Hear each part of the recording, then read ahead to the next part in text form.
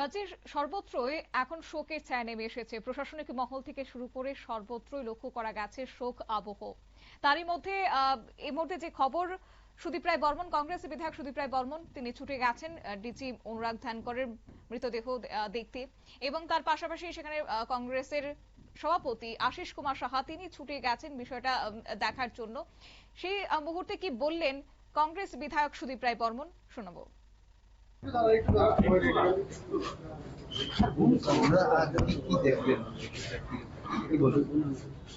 আমরা এক্ষুনি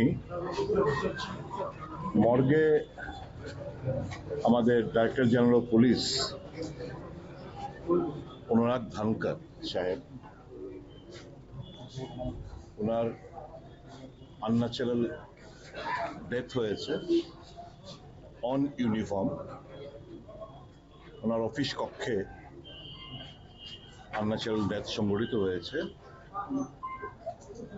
দীর্ঘদিনের সম্পর্ক, one of the finest efficient officer Tripura has ever witnessed. উনি, আমি যে এলাকায় থাকি উনি এলাকার একজন ভোটারও বটে। তো ওনার এই ঘটনা শুনে আমরা দুজনে একটু মফস্বল ছিলাম, ছুটে এসেছি ওনাকে দেখার জন্য, সমবেদনা জ্ঞাপন করার জন্য। এই মুহূর্তে যেহেতু এটা আনন্যাচারাল ডেথ, আমাদের পক্ষে এই মুহূর্তে এর থেকে বেশি কমেন্ট করা ঠিক হবে না। তবে এটুকু অনুরোধ করব উচ্চ পদস্থ পুলিশ আধিকারিকদের কাছে, one of the finest and efficient police officer এই আনন্যাচারাল ডেথ, তার রহস্য উন্মোচন সত্যিকারের অর্থে নিশ্চয়ই করবে। এই পরিস্থিতিতে এরকম উনার পরিণতি হলো, সেটা নিশ্চয় সঠিক তদন্তের মাধ্যমে বের হয়ে আসবে। কি মানসিক প্রেশার ছিল, লাস্ট কয়েকদিন ধরে আমি আরেকজন উচ্চপদস্থ পুলিশ আধিকারিকের সঙ্গে কথা বলছিলাম। কয়েকদিন ধরেই, গত 2-3 দিন ধরে উনি একটু মেন্টাল এংজাইটিতে ছিলেন। কিসের এংজাইটি, এই সমস্ত কিছু খুঁজে তদন্তের মাধ্যমে, এরকম তো নজিরবিহীন ঘটনা আমাদের রাজ্যে তো নয়, ভারতে অন ইউনিফর্ম অফিস কক্ষে পালিত করতে পারতেন, পালিত হতে পারত unnatural death. On uniform office কক্ষে এই আনন্যাচারাল ডেথ সংঘটিত হওয়া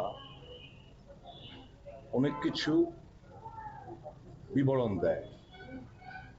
আমি এটাকে এখন পলিটিসাইজ করতে চাই না, শুধু এটুকুই বলবো সঠিক তদন্ত, এবং অতি অবশ্যই আমাদের এখানে হাইকোর্ট আছে, হাইকোর্টের বিচারপতিদের তত্ত্বাবধানে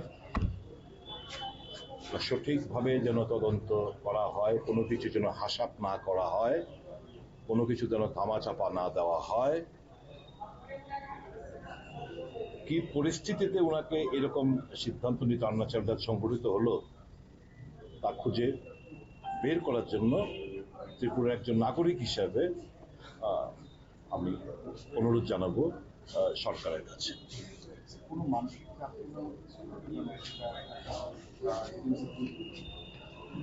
নিশ্চয়ই, সেটাই তো আমি বললাম। একজন उच्च पदस्थ पुलिस अधिकारी বলছিলেন যে পিছলে 2-3 দিন से बहुत दबाव में, কি দবাবে ছিল সেটা বের করবে, আস্তে আস্তে তদন্তের মাধ্যমে বের করবে। ওনার স্ত্রীর সঙ্গে কি কথা হয়েছে? শক, আমি শুনলাম যে বোধহয় কিছু বলতে চাইছিলেন উনি, ওনাকে নাকি বারণ করা হয়েছে কিছু বলার জন্য, এরকমও ঘটনা আমি নাকি শুনেছি। আমাকে আমার সভাপতি বললেন যে ভদ্রমহিলা কিছু বলতে চাইছেন, বলতে যাওয়া হয়নি। আপনারা শুনলেন কংগ্রেস বিধায়ক সুদীপ রায় বর্মনের বক্তব্য এবং প্রশাসনের সর্বোচ্চ স্তরের একজন কর্মকর্তার অন ইউনিফর্মে থাকা অবস্থায় এই অস্বাভাবিক মৃত্যু। তিনি বলেছেন যে এই ভূভারতের নজিরবিহীন বলে উল্লেখ করেছেন কংগ্রেস বিধায়ক সুদীপ রায় বর্মন। একই সঙ্গে ঘটনার সুস্পষ্ট তদন্তের দাবি জানিয়েছেন এবং সরকারকেও স্পষ্ট অবস্থান নেওয়ার আহ্বান রেখেছেন যাতে কোনো রকমের খামতি না থাকে। তার পাশাপাশি আজকে এই ঘটনা জানতে পেরে ছুটে গেছেন রাজ্যের 4 জন মন্ত্রী। সেখানে ছিলেন রতনলাল নাথ, বিদ্যুৎ মন্ত্রী রতনলাল নাথ, তার পাশাপাশি ছুটে গেছেন পর্যটন মন্ত্রী সুশান্ত চৌধুরী, এছাড়াও অর্থমন্ত্রী প্রণজিৎ সিংহ রায় এবং বনমন্ত্রী অনিমেষ দেববর্মা প্রত্যেকেই ছুটে গেছেন এই ঘটনার খবর জানতে পেরে। কি জানিয়েছেন এ প্রসঙ্গে বিদ্যুৎ মন্ত্রী রতনলাল নাথ, শুনুন। খবর পেয়ে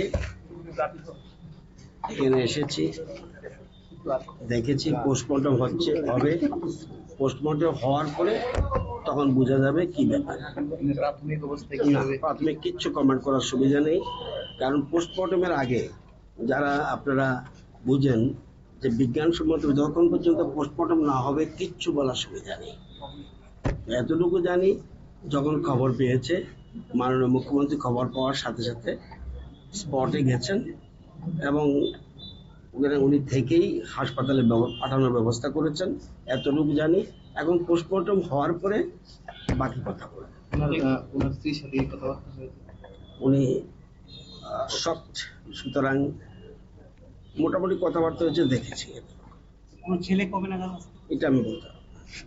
এখন ওনার এই মানসিক অবস্থা নেই যে ওনার ছেলে কবে আসবে এভাবে জিজ্ঞেস করাটা সঠিক হবে না।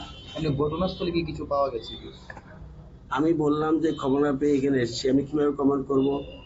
কি পাওয়া গেছে না গেছে, যতক্ষণ পর্যন্ত পোস্টমর্টম না হবে কিচ্ছু বোঝা যাবে না। একটা মৃত্যুর পর পোস্টমর্টম ইজ মোস্ট ইম্পর্টেন্ট, এটা হলো মূল কথা। অফিসে ইম্পর্টেন্ট, হ্যাঁ, অফিসেই মারা গেছে। যতটুকু জানি অফিসে মারা গেছে।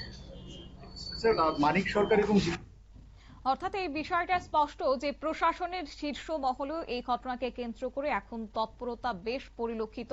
যেমনটা বলছিলাম যে রাজ্য পুলিশের মহানির্দেশকের ওনার কিন্তু মৃত অবস্থাতে ওনার দেহ আনা হয়েছে জিবি হাসপাতালে এবং তারপর নিয়ে যাওয়া হয়েছে মর্গে, সেখানে চলছে ময়নাতদন্ত এবং জিবি হাসপাতালে বর্তমানে উপস্থিত হয়েছেন রাজ্য সরকারের 4 মন্ত্রী, পর্যটন মন্ত্রী সুশান্ত চৌধুরী, বিদ্যুৎ মন্ত্রী রতনলাল নাথ, মন্ত্রী অনিমেষ দেববর্মা এবং অর্থমন্ত্রী প্রণজিৎ সিংহ রায়। তারা প্রত্যেকেই হাসপাতালের মর্গে উপস্থিত হয়েছেন এবং ঊর্ধ্বতন আধিকারিকদের সঙ্গে কথা বলার চেষ্টা করেছেন।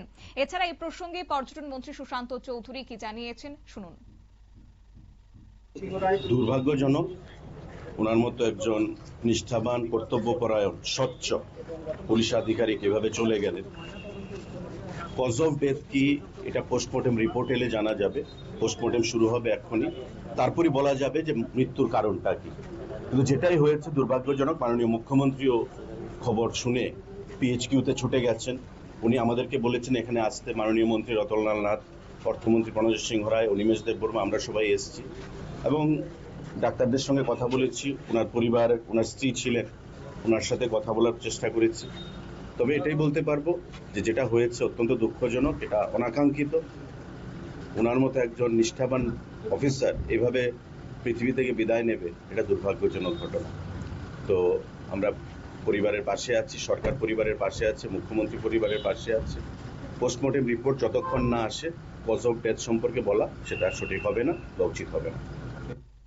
মন্ত্রী সুশান্ত চৌধুরী এই ঘটনাকে অত্যন্ত দুর্ভাগ্যজনক বলে জানিয়েছেন এবং তিনি বলেন যে একজন সৎ এবং কর্তব্যপরায়ণ প্রশাসনের শীর্ষ আধিকারিকের এই মৃত্যুর ঘটনা সত্যি দুঃখজনক বলে তিনি জানান। একই সঙ্গে পরিবারের প্রতি সমবেদনা জ্ঞাপন করেছেন। মহানির্দেশকের এই মৃত্যুর ঘটনা ইতিমধ্যে রাজ্য জুড়ে যেন শোকের আবহ তৈরি হয়েছে।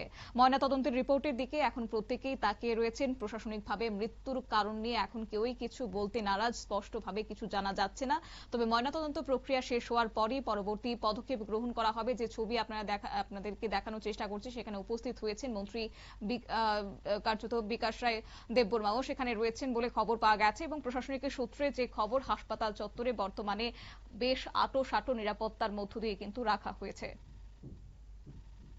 নিয়ে নিচ্ছি ছোট্ট একটি বিজ্ঞাপন বিরতি, সঙ্গে থাকুন।